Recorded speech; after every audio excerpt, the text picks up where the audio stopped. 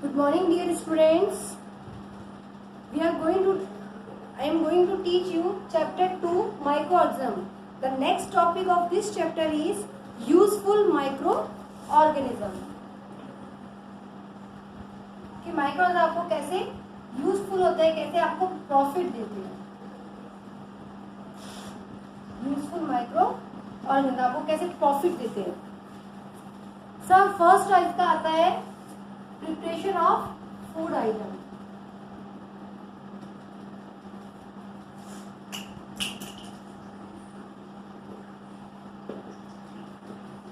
Food item को बनाने में कैसी आपकी हेल्प करती है.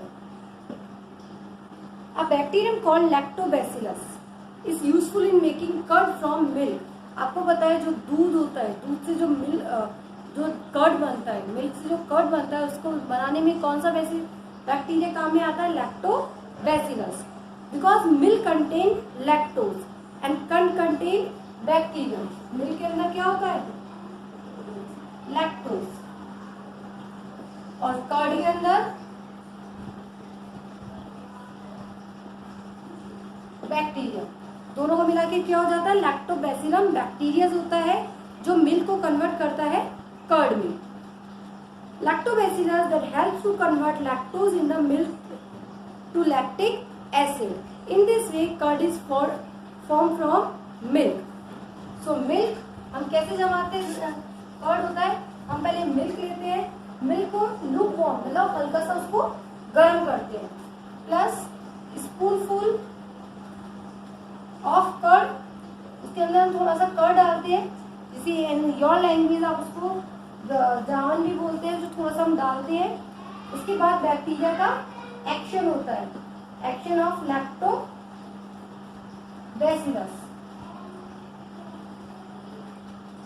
बैसिलस एंड क्या बढ़ रहा है? आपका कर्ड बन जाता है. ठीक है. मिल्क को हमने लुकवार्म किया, हल्का सा उसको गर्म किया, उसमें स्पूनफुल ऑफ कर्ड डाला, एक्शन ऑफ लैक्टोबैसिलस का वर्क होता है और क्या बन जाता है? आपका कर्ड. ये तो हो गया कर्ड फ्रॉम मिल्क. नेक्स्ट आता है आपका चीज एंड पनीर. इनको बनाने में भी कौन सा बैक्टीरिया काम में आता है? लैक्टोबैसिलस और स्ट्रेप्टोकोकस. थर्ड आता है आपका yeast. A fungus is used to make bread, cake, idli etcetera. To make bread, yeast is added to mixture of flour, sugar and warm water and is kneaded to make a soft dough. आप जब भी भटूरे का आटा गूंथते हैं या इडली का batter बनाते हैं तो उसके अंदर क्या करते हैं? आप यीस्ट करते हैं, यीस्ट बनाते हैं, उसमें आप दही डालते हैं, फिर उसको आप धूप में रख देते हैं, गर्म जगह पे रख देते हैं, तो इससे क्या होता है? उसमें यीस्ट बन जाता है. The dough is left undisturbed for 2-3 hours and the dough rises due to the release of the gases. आप देखते हैं थोड़े टाइम बाद वो फूल जाता है, उसमें से बबल्स आने लग जाते हैं, तो उसमें क्या होता है? यीस्ट बन जाता है. Carbon dioxide by the respiration of yeast cell. उसमें गैस का रिलीज होता है. वो कौन सी गैस होती है? Carbon dioxide gas. नेक्स्ट आता है commercial use of micro organism. First हो गया preparation of food item, second है आपका commercial of use of micro organism. Microorganisms are also used in the large-scale production of substances. Yeast is used in the commercial production of wine and beer. Yeast is grown on the natural sugar present in the grains of barley, wheat, rice, crushed fruit juices. They convert sugar into alcohol. और इस तरह से क्या बनती है? Wine और beer. The process of breaking down of sugar into an acid or alcohol by the action of microbes is called fermentation. कि sugar का ब्रेक डाउन होना, जो ग्लूकोज होता है, ग्लूकोज का ब्रेक डाउन होना एसिड और अल्कोहल में. जैसे कि ग्लूकोज है आपका, तो ग्लूकोज का ब्रेक डाउन होना एसिड और अल्कोहल में. ये आपका ग्लूकोज है C6H12O6, इसका फॉर्मूला आता है. इसको ब्रेक डाउन करना मतलब इसको तोड़ना. ठीक है. और उससे क्या बनाना? अल्कोहल या फिर acid. This is called fermentation. Some bacteria help in the ripening of tea leaves which give teas the characteristic flavour. कुछ बैक्टीरिया क्या करते हैं? टी की लीव्स को राइप करने में मतलब पकाने में हेल्प करते हैं, जिससे टी का अपना एक फ्लेवर आता है, एक कलर आता है. Yeast is an important source of vitamin B complex. The fermentation property of some fungi is used for manufacturing citric acid, oxalic acid, etc. Third आता है increasing the fertility of soil, कि soil की fertility को कैसे increase करता है। Rhizobium bacteria, आपको पता है जो आपके रूट वाले जो प्लांट्स होते हैं, जिनमें फलीदार जो पौधे होते हैं, रेगुमेसी प्लांट्स होते हैं, उनकी गार्ड में, नोड्स में कौन सा बैक्टीरिया होता है? राइजोबियम बैक्टीरिया होता है। They are present in the root nodules for leguminaceae plant like peas and beans. ये बैक्टीरिया क्या करते हैं? एटमॉस्फेरिक नाइट्रोजन को फिक्स करके उसको कन्वर्ट कर देते हैं नाइट्रेट में। Some bacteria and blue green algae living in the soil can also fix atmospheric nitrogen into nitrate. ये क्या करते हैं?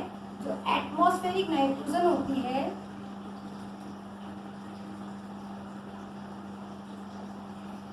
एटमॉस्फेरिक नाइट्रेट को कन्वर्ट कर देते हैं नाइट्रेट में।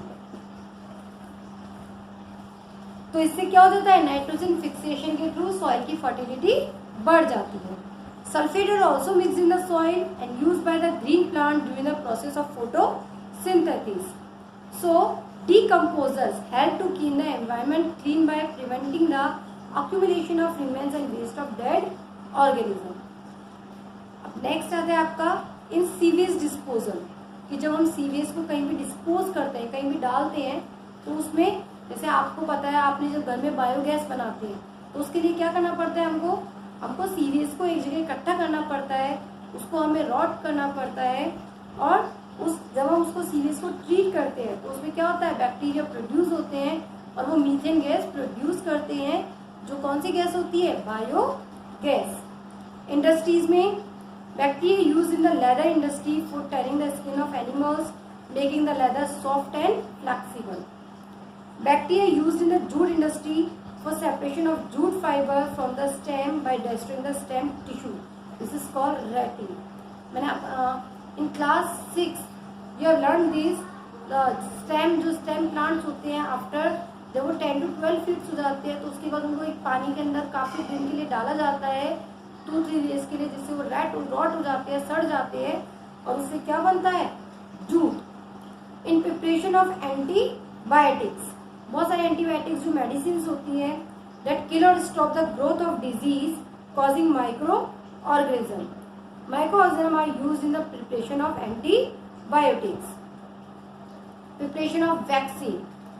Vaccines are dead or weakened microorganisms that are introduced in the body. Vaccine क्या होती है? Microorganism dead or weakened microorganism होते हैं जो कि आपकी बॉडी में इंजेक्ट किए जाते हैं, डाले जाते हैं, और जब आपको कोई डिजीज होती है तो उससे उसकी इम्यूनिटी पावर बढ़ जाती है, आपका स्टेमिना बढ़ जाता है और आप उस डिजीज से लड़ने की एबिलिटी रखते हैं। So they induce the formation of antibodies that fight against disease and develop immunity. This is called vaccination. जैसे बचपन में हमारा काफ़ी वैक्सीनेशन होता है, हेपेटाइटिस का वैक्सीनेशन होता है, चिकन पॉक्स का वैक्सीनेशन होता है, पोलियो का वैक्सीनेशन होता है, तो इसी तरीके से the ability of body to resist और fight a disease is known as immunity. कि आपकी बॉडी को जब कोई पावर दी जाती है जिससे कि आप उस डिजीज से लड़ सके, this is called immunity. Cholera, smallpox, polio, typhoid, chickenpox, इन सब की क्या होती है? वैक्सीनेशन होती है।